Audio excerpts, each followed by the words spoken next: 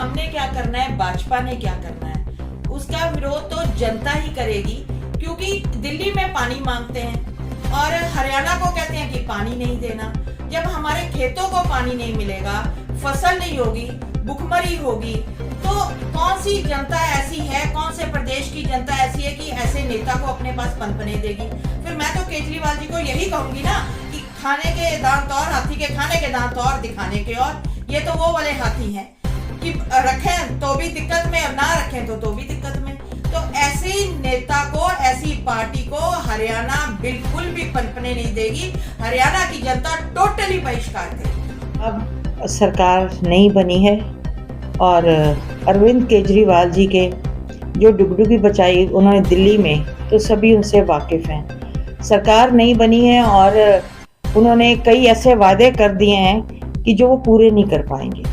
तो हमें लगता है कि वो जनता का ध्यान बांटने के लिए ये काम कर रहे हैं। और रही बात, हम हमेशा से यही बात करते आते हैं कि पंजाब हमारा बड़ा भाई है और हरियाणा छोटा भाई। और इसी मुद्दे को लेकर जो अब 1966 से जो 40 और 60% का रेशो है, दोनों प्रदेशों की ये राजधानी मानी जाती है। लेकिन इन्होंने बहुत गलत किया है कि प्रस्ताव पारित कर दिया विधानसभा में, ये एक निंदनीय कार्य है। लेकिन हम यहाँ पर हरियाणा निवासी उनको बताना चाहेंगे कि हम बड़े भाई का सम्मान तो करते हैं, लेकिन अगर छोटा भाई उसके छोटे भाई के हितों पर कुठाराघात करेगा तो छोटा भाई चुप भी नहीं रहने वाला। और उसके लिए हमारे पास भी बहुत सारे मुद्दे हैं। हम सबसे पहले तो यही बात करेंगे कि जब बंटवारा हुआ तो ये बात हुई थी कि 400 गांव पहले जो हिंदी भाषी हैं वो दिए जाएं।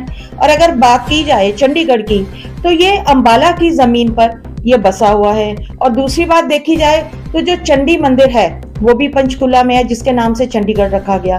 तो ऐसी कई बातें हैं जिससे ये सिद्ध होता है कि जो हरियाणा का पूर्णतया अधिकार जो है, अगर लड़ाई की बात पे आती है, बहस की बात पर आते हैं, अगर छोटे भाई और बड़े भाई का रिश्ता ये खत्म करना चाहते हैं, तो चंडीगढ़ पर केवल और केवल अगर अधिकार माने तो वो हरियाणा का आता है। और रही बात SYL मुद्दे की, तो हमारे से दिल्ली में केजरीवाल जी पानी मांगते हैं और पंजाब में इनकी सरकार है, वहां से पानी दे ही नहीं रहे। तो अब इन्हीं की जुबान पर जो दो मतलब निकलते हैं, उस पर बताइए क्या किया जाए। तो मुझे तो लगता है कि इसके पीछे कोई और षड्यंत्र है, जिसके नाते ये सौहार्दपन और जो पंजाब के लिए भी खतरा पैदा हो सकता है, हरियाणा के लिए भी और पूरे देश के लिए भी। इसके ऊपर ये सोचने वाली बात है।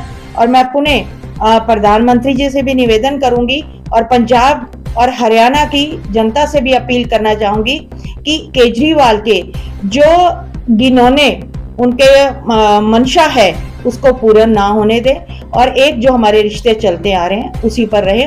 लेकिन एक चेतावनी के रूप में भी हरियाणा की ओर से कि अगर वो प्यार से चलेंगे तो हम प्यार से चलेंगे, अगर नहीं तो हम ऐसा नहीं कि जो भाईचारा है, तो जो चारा है वो बड़ा भाई निकल जाए और छोटा भाई मुंह देखता रह जाए, ऐसी बात नहीं होगी। पंजाब का कहना है कि वो अपना हक लेके रहेंगे चंडीगढ़। ऐसे कैसे हो सकता है? चंडीगढ़ किस प्रकार से वो अपना हक लेके जाएंगे? चंडीगढ़ पे हक हमारा भी बनता है। मैंने अभी आपको कुछ बातें बताई हैं कि अगर बात आती है, बहस के मुद्दे पर आती है या हक या अधिकार जताने की बात आती है, तो जो चंडीगढ़ है, मैं पहले ही बता चुकी हूँ कि ये हिंदी भाषी है।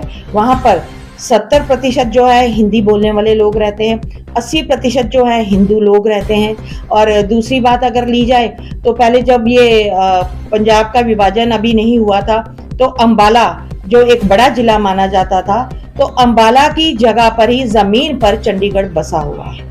आज विपक्ष भी एकजुट हुआ है और सेशन में भी काफी कुछ जो है बिल्कुल, जब हरियाणा के हितों की बात आएगी तो हरियाणा की कोई भी राजनीतिक पार्टी है वो निश्चित रूप से हरियाणा के हितों की ही रक्षा करेगी। और मैं बधाई देती हूँ, उनको साधुवाद देती हूँ कि वो लोग भी हमारे साथ आए हैं। और निश्चित रूप से जब हरियाणा के जनता के हितों की बात आएगी तो निश्चित रूप से सभी राजनीतिक पार्टियां जो है एक प्लेटफॉर्म पर खड़ी होंगी। मैं मान सरकार को क्या नसीहत देना चाहेंगे? उनको यही नसीहत देना चाहते हैं कि अपनी ये जो कुटिल मानसिकता है उसको संभाल कर रखें। जवाब हमें देना आता है और हम आपकी गलत नीतियों का जो आप प्रचार प्रसार करने लगे हैं उसको आप रोकिए, नहीं तो उसका हम जवाब जो है करारा देंगे। मैडम हरियाणा में विस्तार हो रहा आम आदमी पार्टी का, उसके बारे में क्या कहना है? क्या भविष्य? विस्तार की तो बात है, ऐसे तो मकड़ी है, घास है, ये उगते ही रहते हैं, लेकिन खुशबूदार फूल तो कम ही होते हैं। तो इसलिए हम अगर कह रहे हैं कि उनको दूसरी जगह पर अपने पांव पसार रहे हैं, चाहे वो हरियाणा हो, कहीं का भी हो, लेकिन उसके लिए उनकी नीति साफ होनी चाहिए, नीयत साफ होनी चाहिए। और सबसे पहले जिस भी प्रदेश में जाना चाहें तो वो उस प्रदेश की जनता के हितों की रक्षा करें। किस प्रकार से वो हरियाणा में आप कह रहे हैं कि वो पैर पसार रहे हैं, जबकि हरियाणा के हितों की रक्षा नहीं कर रहे, वहां पर डाका डाल रहे हैं, तो ऐसे डाकुओं को हरियाणा की जनता कभी भी पनपने नहीं देगी। मैम कई पूर्व विधायक और कल हाल ही में जो है पूर्व सांसद अशोक तंवर भी शामिल हुए। वो उनकी पहले की नीति होगी। उनका ये जो प्रस्ताव पारित हुआ, ये कुछ दिन पहले, अभी 1-2 दिन पहले ही हुआ है। तो मुझे लगता है कि जब जनता के हितों की बात आएगी, हरियाणा के हितों की बात आएगी, चाहे वो कोई पूर्व मंत्री, पूर्व विधायक या कोई भी नेता अगर जा रहा है, तो उसको पता है कि वो नेता या सीट जो जीतेगा वो जनता ही वोट देगी। तो जनता वोट तब देगी ना जबकि उसके अधिकारों पे कुठाराघात ना हो। तो निश्चित रूप से अभी मैं बहस सुन रही थी, तो उनके जो आप के यहाँ के उनके प्रवक्ता बैठे हुए थे वहां पे, शायद रजत जी उनका नाम है, वो कह रहे थे कि 50% हरियाणा को मिलना चाहिए चंडीगढ़ का।